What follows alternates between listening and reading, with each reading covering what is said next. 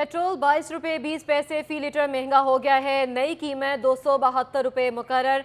High speed diesel 17 रुपये 20 पैसे फी litre महंगा। मच्छी का तेल 12 रुपये 90 पैसे फी लीटर महंगा हो गया है। लाइट डीजल ऑयल 9 रुपये 68 पैसे फी लीटर महंगा हो गया। पेट्रोल महंगा होने पर शहरी भड़क उठे, हुकूमत को खूब आड़े हाथों लिया। महंगाई के बोझ तले दबी आवाम पर एक और बोझ। महंगाई ने एक बार फिर पेट्रोल बम दाग दिया। पेट्रोल की कीमत 22 रुपये 20 पैसे इजाफे से 172 रुपये 70 पैसे मुकर्रर हो गई। हाई स्पीड डीजल की कीमत 17 रुपये 20 पैसे से बढ़कर 280 रुपये पर जा पहुंची। मिट्टी का तेल 12 रुपये 90 पैसे महंगा होकर 202 रुपये 73 पैसे और लाइट डीजल 9 रुपये 68 पैसे महंगा होकर 196 रुपये 68 पैसे फी लीटर हो गया। पेट्रोलियम मसनूआत की कीमतों में इजाफे ने आवाम की चीखें निकाल दी, जिनका कहना था कि बड़े बड़े दावे करने वाली हुकूमत अब अवामी हुकूमत नहीं रही। इसने IMF के सामने घुटने टेक दिए हैं। भाईजान, हम लोग इतने बुरे हाल में हो गए ना कि हमें जाते कि ये बाइकें हम घर पे खड़ी करें, हमारी मजबूरन सारी कर दिए। ये जो भी जाते हैं ना अपनी बार के बढ़ा देते हैं रेट है, इतना नहीं पूछते कि आवाम का भी कोई ख्याल करना है नहीं करना है। खुदा का वास्ता है, आपके आगे हम हाथ जोड़कर आपके आगे वास्ता डाल रहे हैं। अभी पेट्रोल 272 का आपने कर दी है। बताएं, पहले 260 में 1 लीटर आता था जिसमें हमारा गुजारा होता था। आटा, चीनी, घी, हर चीज़ आपने महंगी कर दी है। पेट्रोलियम मसनूआत की कीमतें बढ़ने से एक बार फिर महंगाई का तूफान आएगा। शहरियों ने हुकूमत से महंगाई पर फौरी काबू मुतालबा किया है। कैमरामैन अजमल शाह के हमरा ताबिश मीर, सिटी 21। आगे बढ़े, आपको बताएं कि डीजल और पेट्रोल की कीमत में इजाफे के बायस ट्रांसपोर्टर्स ने भी किरायों में मनमाना इजाफा कर दिया। बस का किराया 40 रुपये से बढ़ाकर 60 रुपये कर दिया गया है। आपको बता रहे हैं, अहम खबर है, डीजल और पेट्रोल की कीमत में इजाफे के बायस ट्रांसपोर्टर्स ने भी किरायों में मनमाना इजाफा कर दिया है। बस का किराया 40 रुपये से बढ़ाकर 60 रुपये कर दिया गया है। मजीद बात करेंगे हमारे नुमाइंदा इकरा अवान से। इकरा अवान हमारे साथ मौजूद हैं। चौरंगी पर मौजूद हूँ और गुज़िश्ता रोज़ पेट्रोल और डीजल की कीमत में इजाफे के बायस सस्ती सवारी जो है आवाम की पहुँच से दूर होती जा रही है।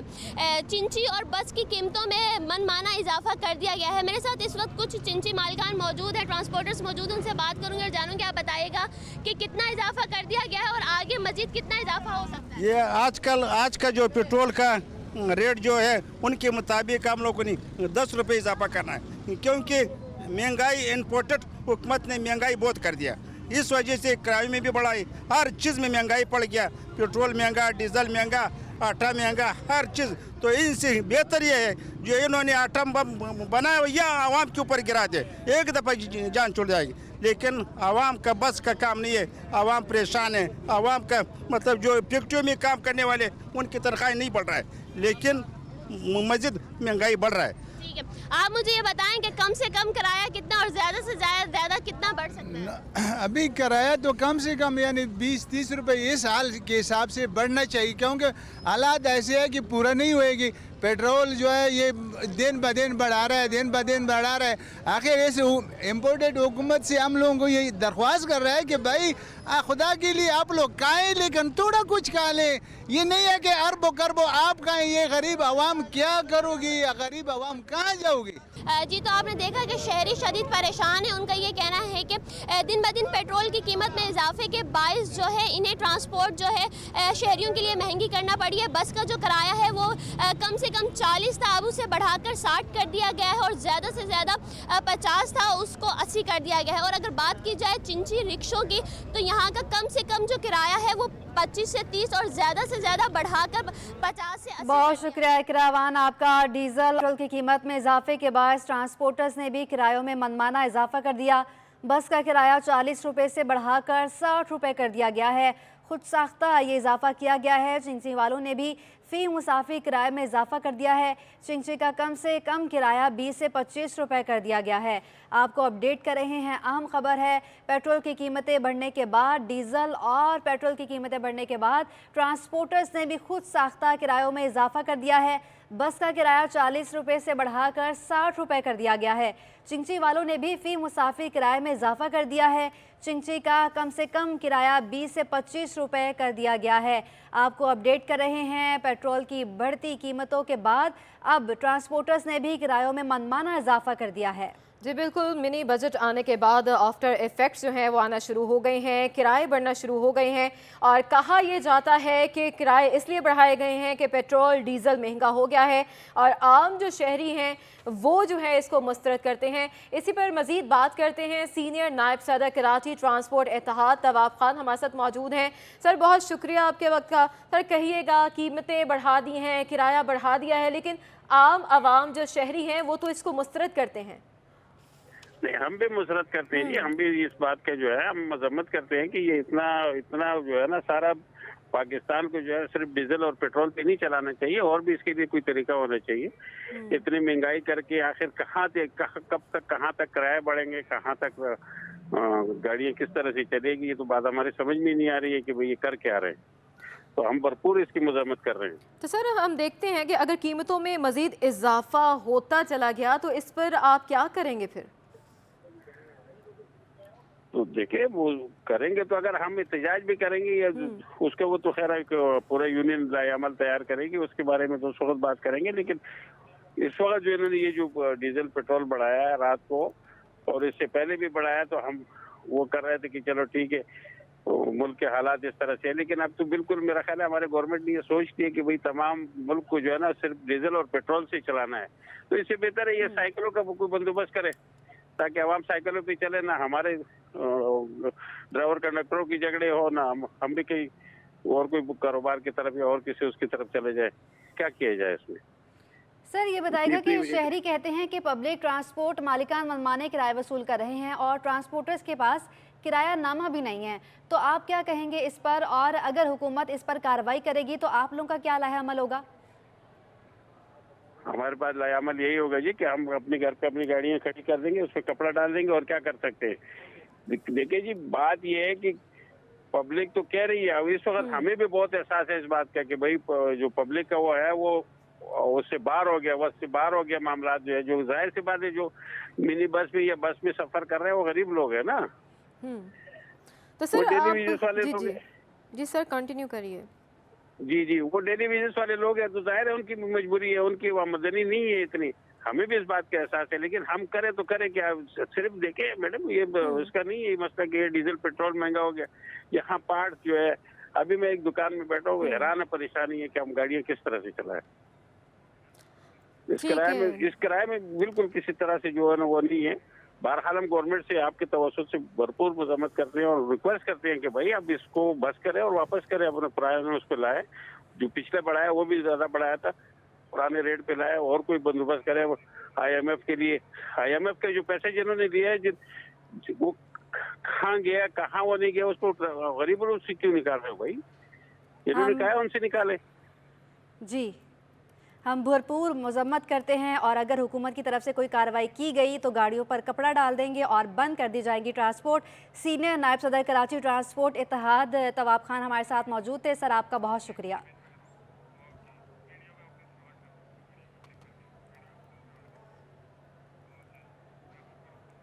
अपने नाजरीन को अपडेट कर रहे हैं, पेट्रोल और डीजल महंगा होने के बाद आफ्टर इफेक्ट्स आना शुरू हो गए हैं। किराए जो हैं वो बढ़ा दिए गए हैं, 20 से 25 रुपए तक, 50 से 60 रुपए तक किराए जो हैं अज खुद बढ़ा दिए गए हैं।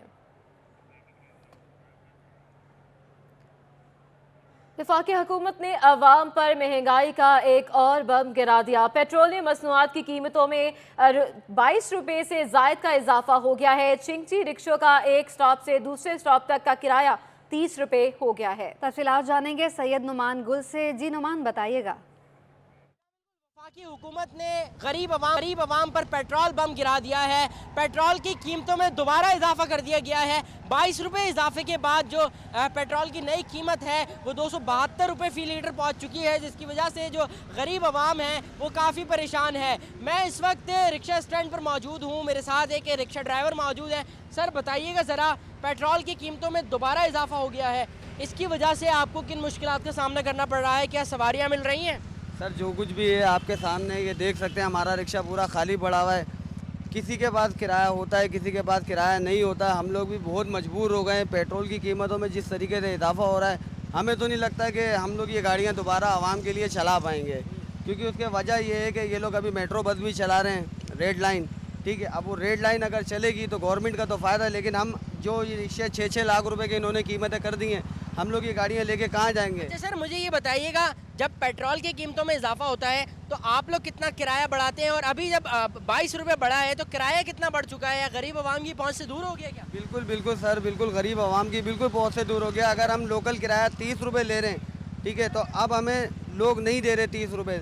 वो यूँ नहीं दे रहे, बोल रहे हैं भाई हम तो किराया यही देंगे, आगे आपको जो करना है कर लो। अब हम लड़ाई झगड़े तो कर नहीं सकते। गवर्नमेंट हमें किसी किस्म का कोई रिलीफ नहीं देती है। वो इसलिए रिलीफ नहीं दे रही है, हमारे को लिस्टें नहीं मिलती हैं। यहाँ पे लिस्ट दे तो हम लोग आवाम से बात करें ना कि जी ये हमारा किराया है, हमारे को किसी किस्म का कोई रिलीफ नहीं है। यकीनी तौर पर जो रिक्शा ड्राइवर्स हैं उनका यही कहना है कि जब किराया हम बढ़ा दें, पेट्रोल की कीमतों में इजाफा होता है तो हमें मजबूरन जो है वो किराया बढ़ाना पड़ता है। जब किरायों में इजाफा होता है तो गरीब आवाम जो है वो सवारियाँ नहीं लेती है, और यही वजह है कि अब जो है वो रिक्शे खाली लेकर हम जा रहे हैं, क्योंकि सवारियाँ नहीं मिल रही हैं। गरीब आवाम की पहुँच से ये किराया दूर हो चुका है। जी। पेट्रोलियम मसनूआत की कीमतों में इजाफे के बाद इंटरसिटी ट्रांसपोर्टर्स ने किरायों में फ़िलहाल इजाफा नहीं किया। ट्रांसपोर्टर्स का कहना है कि अगर इजाफा कर दिया तो लोगों की परेशानियां मजीद बढ़ जाएंगी। मजीद बताएंगी राबेल अशरफ। पेट्रोलियम मसनूआत की कीमतों में इजाफा हो गया है, साथ ही साथ डीजल की कीमतों में भी इजाफा हो गया है। इंटरसिटी ट्रांसपोर्टर्स ने किरायों में इजाफा किया है या नहीं, इसी हवाले से इस वक्त हम मौजूद हैं इंटरसिटी बस अड्डे पर। इनसे हमारे साथ कुछ लोग मौजूद हैं, इनसे बात करते हैं। जी मुझे बताइएगा कि आप लोगों ने कीमतों में इजाफे के बाद कुछ इजाफा किया है किरायों में या नहीं? नहीं, अभी तो नहीं किया है। पहले जब 35 रुपये महंगा हुआ था उस टाइम हमने किया था, 100 रुपये महंगा किया था। अभी नहीं महंगा किया हम लोगों ने। हमारा वही किराया 1500 रुपये लाड़काना का किराया है। जी बिल्कुल, मेरे साथ एक और भी शख्स इनसे मौजूद है, इनसे भी बात करते हैं। जी भाई मुझे बताइएगा कि आप लोगों ने इजाफा किया है, और पहले जो आप लोगों ने इजाफा किया था उसके बाद अब इजाफे करने का सोचा है या नहीं सोचा? नहीं, अभी सोचा नहीं है, अभी तो सोचेंगे। अभी हमारी बचत नहीं हो रही है। 1 लाख रुपया गाड़ी का खर्चा हो गया है, 80,000 का डीजल आ रहा है लाड़काने का। हम लोग परेशान हैं, हम कंडक्टर हैं, हम अभी जाके घर बैठ जाएंगे। मालिक बोल रहे हैं बचत लाओ बचत लाओ, अभी बचत है नहीं। खसारे में गाड़ियाँ जो भी बचत है, अभी 80,000 का डीजल आ रहा था, अभी पहले डीजल बढ़ा है, उसके बाद अभी डीजल बढ़ा है। हम लोग खुद परेशान हो गए हैं, हम लोग परेशान हैं। गाड़ी वाले कंडक्टर हैं, हम लोगों को किराया मिलता नहीं है। लोग गुर्बत भी हाजर में हैं, किसी के पास पैसा है नहीं है, लोग घूम रहे हैं रोड पे। हम किराया बढ़ा नहीं, पहले बढ़ाया था 100, उसके बावजूद भी लोग घूम रहे थे रोड पे, किराया नहीं दे रहे थे। अभी भी किराया जो डीजल बढ़ गया है उसके बावजूद अभी कहाँ से हम लोगों को किराया देंगे? हम इसलिए अभी बढ़ाया नहीं है। अभी बढ़ाएंगे तो लोग और भी परेशान होंगे। इसके बावजूद हम क्या कर सकते हैं? जी बिल्कुल, जैसे कि आपने सुना कि इंटरसिटी ट्रांसपोर्टर्स का ये कहना है कि किरायों में हमने अभी तक इजाफा नहीं किया है, क्योंकि लोग पहले ही परेशान हैं, और अगर हमने इजाफा कर दिया तो लोग जो अंदरूनी सिंध का सफ़र करते हैं वो भी उनके लिए मुश्किल हो जाए। मुल्क में पेट्रोलियम मसनूआत महंगी होने के बाद कराची में रिक्शा पब्लिक ट्रांसपोर्ट के किरायों में इजाफा हो गया है। ताहम सिंध हुकूमत के ज़ेर इंतज़ाम कराची में चलाई जाने वाली शानदार बस सर्विस का किराया मुस्तहकम है। पीपल्स बस, ग्रीन लाइन, ऑरेंज लाइन और इलेक्ट्रिक बस सर्विस का किराया नहीं बढ़ाया गया। तफसीलात बताएंगे इक़्तिदार अनवर। जनाब आपका रात गए पेट्रोल की कीमतों में इजाफा हुआ। पेट्रोल की कीमत जो है वो अब एक आम आदमी के बस से यकीनन बाहर हो गई है, लेकिन सिंध हुकूमत के ज़ेर एहतमाम जो चलने वाली ट्रैफिक है, जिसमें peoples bus service, pink bus service और ये इलेक्ट्रिक बस सर्विस, इसके अंदर हम मौजूद हैं। लेकिन यहाँ पर किसी भी किस्म के किराए का इजाफा जो है वो नहीं किया गया। लोगों से बातचीत करते हैं कि उन्होंने कितना किराया दिया। भाईजान, इसका किराया कितना दिया आपने आज? 50 रुपीज़। और पहले कितना देते थे? मैं फर्स्ट टाइम बैठा हूँ। अच्छा, आप बताएं कोई जो पहले सफ़र करता हो इसके अंदर कितना किराया दिया आपने? 50। और ये हम ड्राइवर साहब से बात करने की कोशिश करते हैं कि ये जब से बस सर्विस शुरू हुई थी तो इसका किराया जो है वो 50 रुपये ही रखा गया था। हमारे कंडक्टर भाई मौजूद हैं, इनके हाथ में जो टिकट होंगे वो आप देख सकते हैं कि ये 50 रुपये का टिकट जो है ये पहले दिन से जिसने सर्विस शुरू हुई तो ये 50 रुपये का ही जो किराया है इसके अंदर रखा गया था। ये सर्विस मॉडल कॉलोनी से होती हुई सी व्यू तक जाती है। एक अच्छा खासा सफ़र है। अगर आप किसी रक्शे में या टैक्सी में इस सफ़र को करेंगे तो यकीनन ये सफ़र जो है वो 1000 से 1500 रुपये में आपको पड़ेगा। लेकिन जो इलेक्ट्रिक बस सर्विस है या जो पीपल्स बस सर्विस है उसके अंदर जो किराए हैं वो नहीं बढ़ाए गए। कुछ अगर मामला दुरुस्त हो तो हम ड्राइवर भाई से बात करने की कोशिश करते हैं। भाईजान ये बताएंगे कि किराया कितना था शुरू से और आप कितना किराया इसका? ये शुरू से ही 50 रुपये था। सिर्फ एक रूट था जो कि जिसका फासला जो दुगने से भी ज़्यादा है, R9 जो कि गुलशन हदीस से टावर तक है, तो उसमें सिर्फ किराया बढ़ा हुआ था। ये कभी भी ना कम हुआ ना बढ़ा। 50 रुपये शुरू से था और अभी तक 50 ही है। ठीक है। इस्लाम में देखा कि पेट्रोल की कीमतें बढ़ गई हों, लेकिन जो किराया है उसे स्टेबल रखा गया है और सिंध हुकूमत का ये मौक़िफ़ है कि जब तक वो कोशिश करेगी कि इस किराए को वो स्टेबल रखे तो उस टाइम तक 50 रुपये ही रहेगा। जी। पेट्रोल और डीजल की कीमत में इजाफे से महंगाई मजीद बढ़ेगी। काटी के साबिक सीनियर नायब सदर माहीन सलमान का कहना है फ्यूल की लागत बढ़ने से ट्रांसपोर्ट के किराए भी बढ़ेंगे। पैदावारी लागत मजीद बढ़ेगी, सनतकारों हैं साथ हैं, आवाम के लिए मुश्किलात मजीद सख्त हो जाएंगी। मजीद बताएंगे अशरफ खान। देखा जाए हुकूमत की जानिब से पेट्रोलियम मसनूआत की कीमतों में तकरीबन 9% तक का इजाफा कर दिया गया है। पेट्रोल 22 रुपये 20 पैसे का इजाफा किया है, डीजल में 17 रुपये 20 पैसे का इजाफा किया है। इसका कितना इम्पैक्ट होगा इंडस्ट्री पे हम जानते हैं। काटी की साबिक सीनियर नायब सदर हमारे साथ माहीन सलमान साहब मौजूद हैं। क्या देख रही मैम, क्या फैसले हो रहे हैं, इसके क्या असरात हैं? देखें, मुझे बिल्कुल कुछ समझ में नहीं आ रहा। इंडस्ट्री का पहिया पहले ही बहुत मुश्किल से चल रहा था, अब लग रहा है कि बिल्कुल जैम हो गया है, क्योंकि ये सिर्फ पेट्रोल की कीमत जो है ना, आप देखिए आपकी हर चीज़ पेट्रोल के साथ लिंक्ड है। आपकी तमाम कॉस्ट ऑफ प्रोडक्शन पेट्रोल के साथ, फ्यूल के साथ, बेसिकली एनर्जी के साथ लिंक्ड है। आपकी इलेक्ट्रिसिटी, आपकी जो है गैस तो हमें पहले ही नहीं मिलती, इलेक्ट्रिसिटी जो जनरेट हो रही थी या फ्यूल जो चल रहा था, आपकी ट्रांसपोर्टेशन, आपकी लेबर की कॉस्ट ऑफ लिविंग, क्योंकि ज़ाहिरी बात है जब लेबर के लिए आटा दाल चीनी महंगा होगा तो वो किस तरफ देखेंगे? वो इंडस्ट्रियलिस्ट की तरफ ही देखेंगे अपना घर चलाने के लिए। तो तमाम चीज़ें आपकी जितने भी कॉस्ट ऑफ प्रोडक्शन है आपकी कहीं की कहीं पहुँच जाएगी। इनफैक्ट ऑलरेडी पहुंच गई है। उसके बाद आप मज़ीद टैक्सेस ड्यूटीज़ लगा रहे हैं। IMF ने कहा भाई मुझे इतना रेवेन्यू जनरेट करके दो, तो ये रेवेन्यू ज़रूरी नहीं है कि आवाम का खून चूस के या इंडस्ट्री को जैम करके ही आप जनरेट करें। आप अपनी मराद ख़त्म करें। जो एक आपके जो है ब्यूरोक्रेट है या टेक्नोक्रेट है या whoever is in the government, आपके पार्लियामेंटेरियंस हैं जिनको कई 100 लीटर फ्यूल दिया जाता है जो उनको समझ में भी नहीं आता कि किस तरीके से यूज़ करें। तो अपनी मराद को खुदा के लिए कुछ कम करें, अपनी कुर्बानी दें, आप भी दें, ताकि आवाम का भी कुछ हौसला बने कुर्बानी देने के लिए। तो ये चीज़ इसको प्लीज़ इस तरीके से देखिए कि अब जो है ना बहुत मुश्किल हो गया है और अब इंडस्ट्रियलिस्ट सीरियसली सोच रहा है कि किस तरीके से प्रोटेस्ट करें। बंद इंडस्ट्री बहुत हो चुकी है, क्या जो रह गई है वो भी बंद कर दें? क्या हम बैंक्स के साथ ट्रांजैक्शंस ख़त्म कर दें? क्योंकि स्टेट बैंक का भी कहीं कोई रोल समझ में नहीं आता। अगर IMF नहीं आके हुकूमत करनी है तो वही कर ले। मतलब व्हाट इज़ हैपनिंग, हमें किधर लेके जा रहे हैं ये? वी आर लाइक कम्प्लीटली, हमारे पास अल्फाज अब ख़त्म हो गए हैं। अब मेरे ख्याल से बाहर निकलने की देर रह गई है। अच्छा मैम, अगर हम देखें जो टैक्स माहिरीन से बात हुई कि मतलब कि सेल टैक्स 17 से 18% किया, 1% का बोझ कह रहे हैं 45 से 50 अरब रुपए का आवाम पर आएगा, तो इसका कितना इम्पैक्ट होगा? देखिए ये है इनडायरेक्ट टैक्सेशन, राइट? आपकी तमाम इनडायरेक्ट टैक्सेशन है और ये सीधा लोड जाता है अवाम के ऊपर। अवाम के अंदर इंडस्ट्रियलिस्ट कोई अवाम से अलग नहीं है, ये हमारे ऊपर भी आता है, हमारे रेवेन्यूज़ भी कम होते हैं और ये स्ट्रेट अवे इनडायरेक्ट टैक्सेशन आपके मुल्क के अंदर एक्सट्रीम के ऊपर इस वक्त रिग्रेसिव टैक्सेशन सिस्टम है। प्रोग्रेसिव की तो कहानी बिल्कुल ही अलग है। मैं कहती हूँ कि ये इतना रिग्रेसिव है। अब आप आज सुबह की भी एक ख़बर थी कि इंटरेस्ट रेट्स भी आप 20% तक बढ़ाने जा रहे हैं। तो जब आप 20% तक ले जाएंगे, 1996 में 19.5% that was the highest registered in our economy, और आज जो है वो कह रहे हैं कि 20% तक ये रेट जाएगा ताकि इन्फ्लेशन कर्व करें। अगर इन्फ्लेशन को आपने इस तरीके से कर्व, मतलब मेरी समझ में नहीं आता। एक तरफ आप टैक्सेस लगा रहे, मैंने प्राइसेस ऑटो पे बढ़ाने हैं, वेजेस का एक जो साइकिल शुरू होता है वो बढ़ेगा, कॉस्ट ऑफ प्रोडक्शन का साइकिल बढ़ेगा, तो ये किस तरीके से इंटरेस्ट रेट बढ़ा के कैसे कर्व करेंगे समझ में नहीं आता। जो एक्सपोर्ट इंडस्ट्री है वो भी इसकी जद में आएगी। इंपोर्ट इंडस्ट्री तो ऑलरेडी आपकी बैठ चुकी है। बहुत अच्छी बात है, ये बैठ जाना एक अपॉर्चुनिटी भी है कि लोकल प्रोडक्शन की तरफ आएँ, हम अपने पैरों पे खड़े होने की बात करें, लेकिन उसके लिए फिर कोई पॉलिसी भी तो दें। चले आप ये टैक्सेस लगा रहे हैं, लगा लें, लेकिन आप साथ में कोई पॉलिसी तो दें। आप उसका दूसरा एस्पेक्ट भी तो देखें कि आप इसको कैसे बैलेंस करेंगे, आप लोकल प्रोडक्शन की तरफ कैसे आएंगे, आप अपनी एनर्जी कैसे जनरेट करेंगे। अल्हम्दुलिल्लाह आपके पास विंड एनर्जी इतनी ज़बरदस्त मौजूद है, हाइडल एनर्जी मौजूद है। छोड़ दें ना डीजल को, नहीं ये छोड़ दें, आप दूसरी एनर्जीज़ की तरफ आ जाएँ। आप ऑल्टरनेट एनर्जी की पॉलिसी दीजिए। आप लोकल प्रोडक्शन के लिए आपने स्पेशल इकोनॉमिक जोन्स बनाए हुए, लेकिन वो सिर्फ पेपर्स की हद तक हैं। आप उनको प्रैक्टिकली एक्टिव कर दीजिए। फिर आप जितना मर्जी इंटरेस्ट रेट बढ़ाइए, आप जितना मर्जी टैक्स लगाइए, but on the other side monetary के साथ साथ आप फिस्कल एंड के ऊपर भी तो देखिए, आप फिस्कल साइड के ऊपर भी जाइए, आप डेवलपमेंट पे जाइए। डेवलपमेंट बजट्स आप दे देते हैं, अनाउंस कर देते हैं, प्रैक्टिकली तो कुछ नहीं हो रहा। आप जो इकोनॉमिस्ट कहते थे ना कि अगर इकोनॉमी का पहिया चलाना है तो सड़कें खोदो और फिर बनाओ, फिर खोदो फिर बनाओ, वही कुछ हमारे साथ भी कर दीजिए।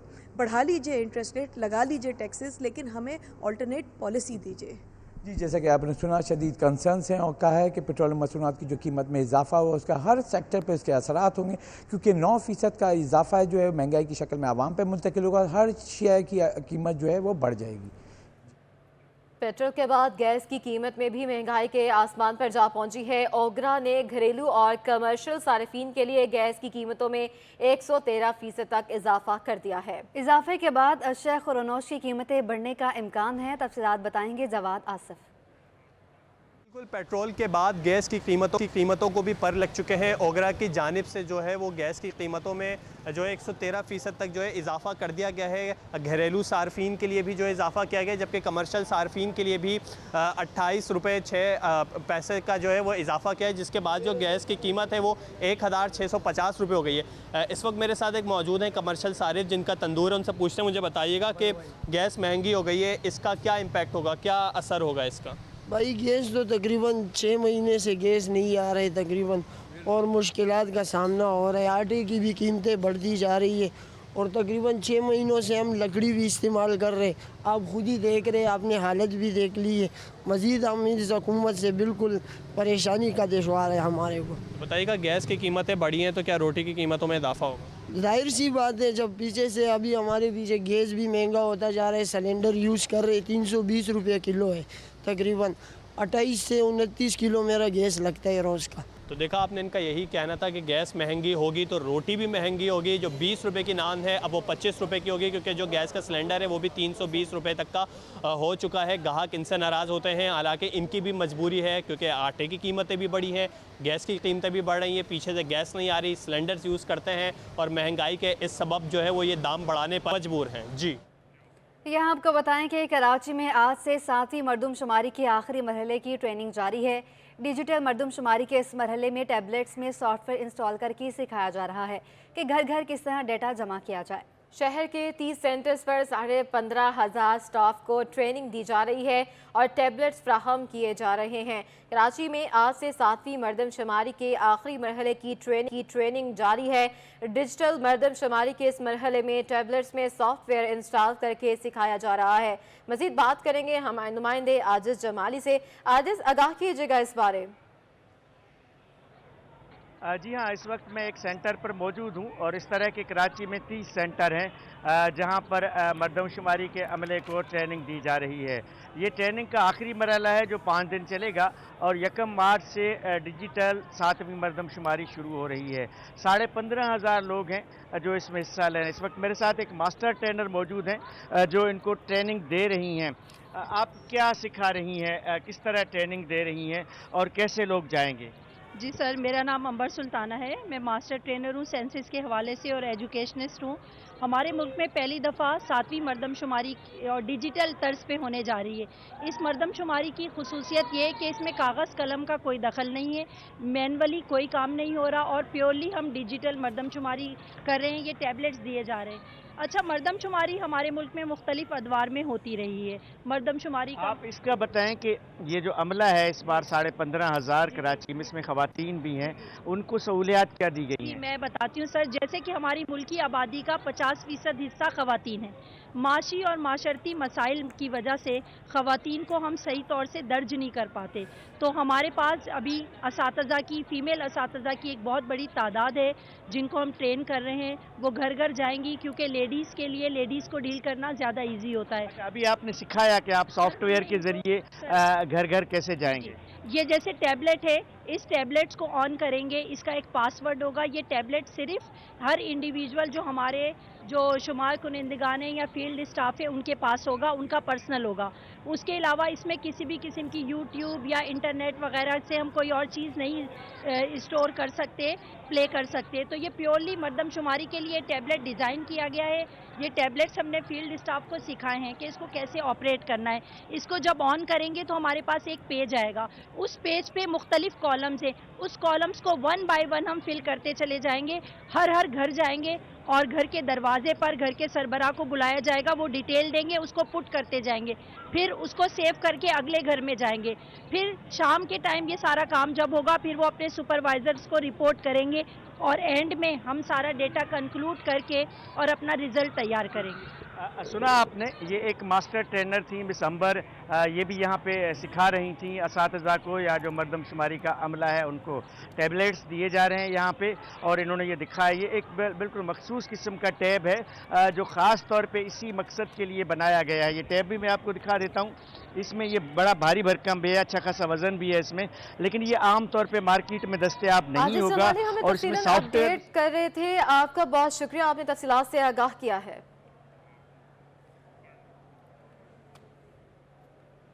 आगे बढ़ते हैं। सिलेक्शन बोर्ड शेड्यूल के लिए जामिया कराची के असातिज़ा ने आज चौथे रोज भी तदरीसी और इंतज़ामी अमूर का मुकम्मल बायकॉट किया हुआ है।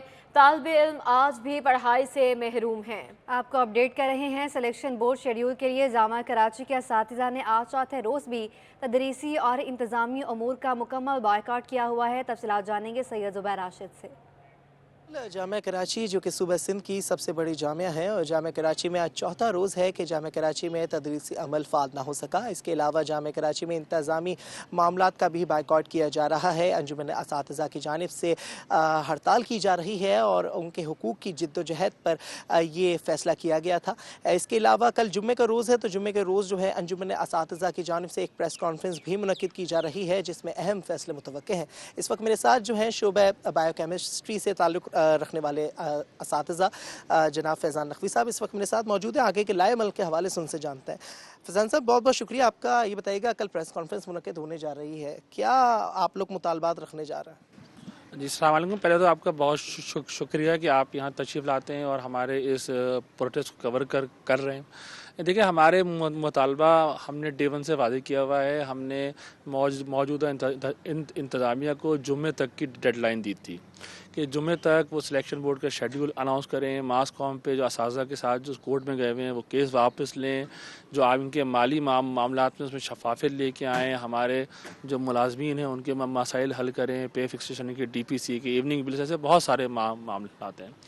तो अगर ये करते हैं तो सही, वरना हमारे पास इसके बाद अब कोई चारा नहीं बचता कि हम जो है प्रेस कॉन्फ्रेंस करके जो है अपनी जनरल बॉडी की करारदाद के मुताबिक वाइस चांसलर और DF की बरतरफी का मुतालबा करें और साथ साथ अपने आगे लाए अमल का ऐलान करें। हम अपने प्रोटेस्ट को वसअत देंगे।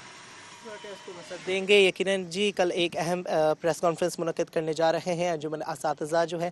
इसके अलावा उनका ये भी कहना है कि अगर कल तक की डेडलाइन दी जाती है, अगर कल तक भी इनके हुकूक पर को पूरा नहीं किया गया, सिलेक्शन बोर्ड का शेड्यूल जारी नहीं किया गया, तो ये मामला आगे तक बढ़ेगा और वाइस चांसलर, इसके अलावा सेक्रेटरी फाइनेंस की बरतरफी का मुतालबा भी किया जा सकता है और उसको हतमी जामा जो है वो भी पहनाया जा सकता है। जी।